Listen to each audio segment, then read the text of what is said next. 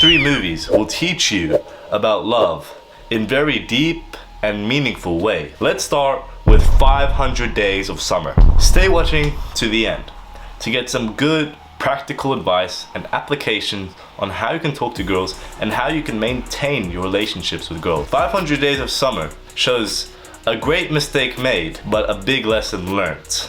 This is Tom, and this is Summer. Tom is a card maker. Summer just got her job in the card making business. They meet each other in this scene in the elevator. How's your weekend? It was good.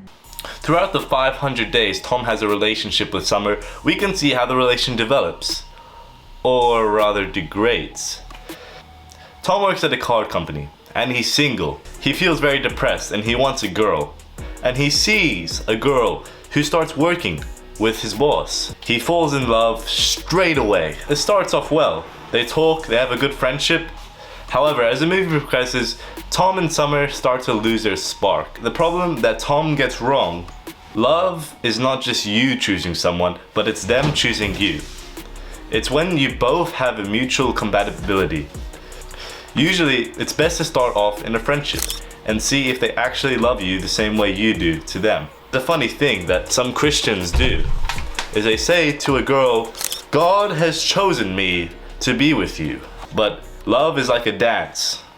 And if you can dance well with the other girl, then things might go well. Which leads me to my next point. Tom and Summer could talk well to each other. They had similar interests. However, they didn't have the same value. Tom wanted a long-term relationship with her, while Summer just wanted some casual sex. In long-term relationships, values are really important because you were going to be staying with them your whole life. A long-term relationship is not like a high school friend. A high school friend is someone you be around with because you find funny. But a long-term relationship is someone you choose to help build you up and for you to help build them up. So whenever you talk to a girl, don't fantasize over what she could be, but just think about what she is right now and see if it's really compatible with you and her. And lastly, Tom just got rid of his own identity for Summer. Tom wanted Summer so badly that he took away everything of himself just to be likable to Summer. You see, Tom wanted to be an architect, but he still stayed a card maker. Summer didn't challenge her at all. And because of Tom wanting to be with Summer so badly, it put so much pressure on Summer. And love didn't become a dance. It became a forceful routine. The person you really want sometimes isn't what God wants you to be with.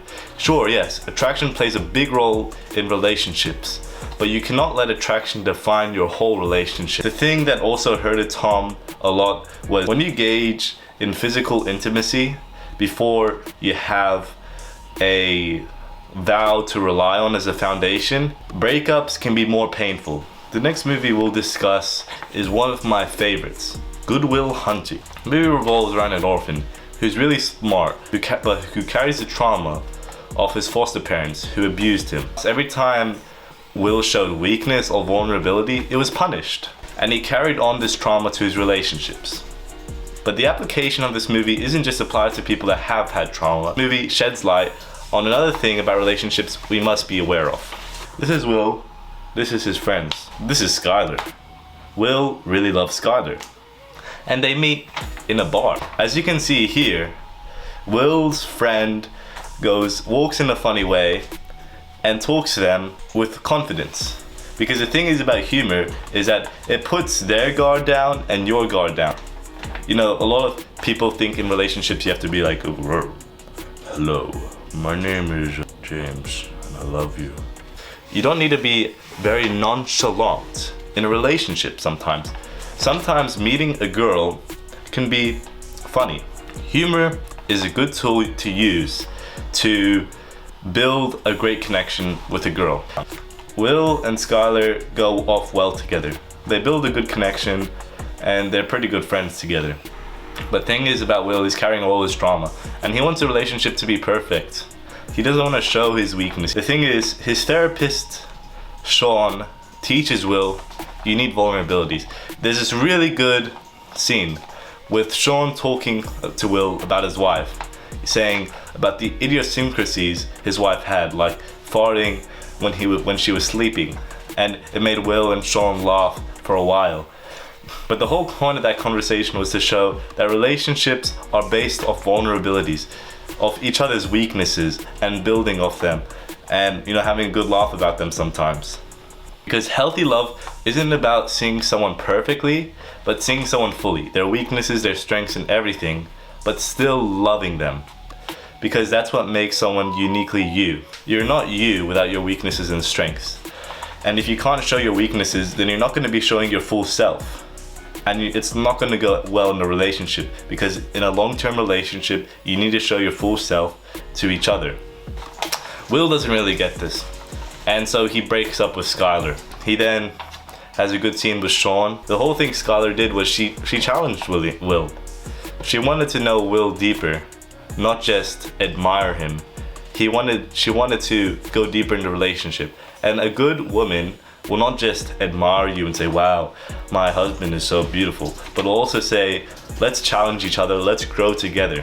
Because the whole relationship is when you grow together. That's a good relationship. And in the end, Will goes to Sean and puts a message in his mailbox. I gotta go see about a girl. And this means, and he went out of his hometown, which he stayed in his whole life, to go see Skylar. Love requires leaving the comfort zone. Love can be seen as risky, but Will went for it anyway. The next movie is pretty sad, but is amazing in its lessons of love. This is Augustus, and this is Hazel. They both with some pretty bad sicknesses. They meet in a church group, and immediately Augustus has this deep admiration for Hazel. From the start of their relationship, they're honest. They talk about death, they talk about their lives, they talk about their weaknesses, they talk about everything straight away.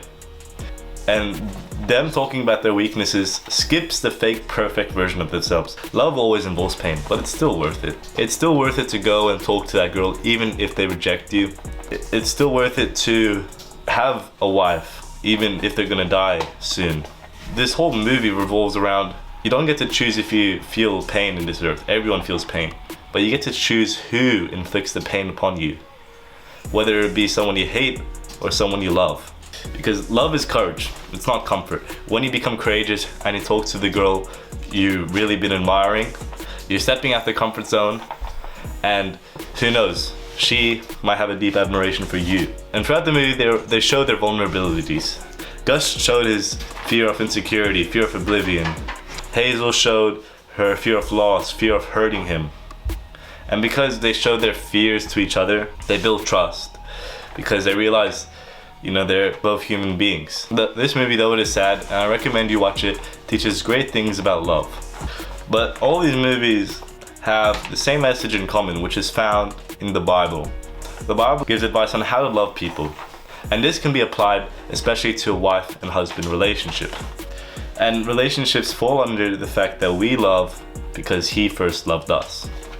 Paul talked to the Ephesians about their identity in Christ. But Paul also talked to the Ephesians about how different relationships are supposed to work. And it revolves all around love. Husbands, love your wives as Christ loved the church. And Christ loved the church through sacrificing himself so that the church could live. So husbands should be prepared to sacrifice everything for their wife, which is a huge responsibility. Just another tip here is that you shouldn't really have a relationship with someone that's an opposite religion with you. If you're a Christian, go for Christians, because you're just going to be putting a burden on yourself as you try reach this person. You're not going to have the same values and the same long-term connection that you should be having. And next thing the Bible teaches us is that relationships should lead toward the covenant. Let me give you an example of the perfect relationship for me. A boy sees a girl and be like, wow, she's beautiful, I want to talk to her. He talks to the girl and they go well in the conversation. They exchange phone numbers and they become good friends. They go out, see some movies, talk a bit, and they share the same interests. They go to the same church and things go well. The relationship grows deeper and deeper and deeper. They share their weaknesses. They might exchange a few hugs, and then they're like, okay, you know what? We should marry. And they marry. Relationships can be confusing, but two things you can remember. Either you keep this girl as a friend, as someone you can talk to, or you go deeper with that girl romantically.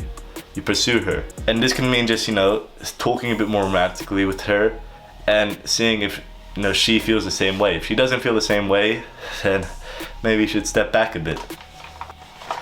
Because marriage is supposed to be based off a good foundation of talking with each other and developing a good connection. But how do I know this is the person I'm meant to be with for marriage? Pray about it. Okay, but how do I apply this? I found a beautiful girl. What should I do now? Number 1, start with friendship before physical intimacy. Don't go meet a girl and then kiss straight away. No one does that. You have to go talk with her and be good friends with her. You have to have shared values and you have to trust each other. It's not good to, just go romance straight away, or to go to a girl just for romance. You're supposed to go to a girl and develop a deep connection with her before, and then develop romance as well. And romance, starts off with maybe hugging, and you go deeper and deeper, but then there's a fine line between marriage and before marriage romance as well, which, a lot of churches can see strict, but it's just things that encourage sex.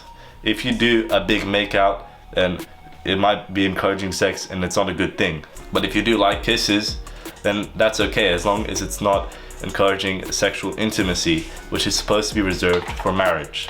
Be curious, be courageous, and be men.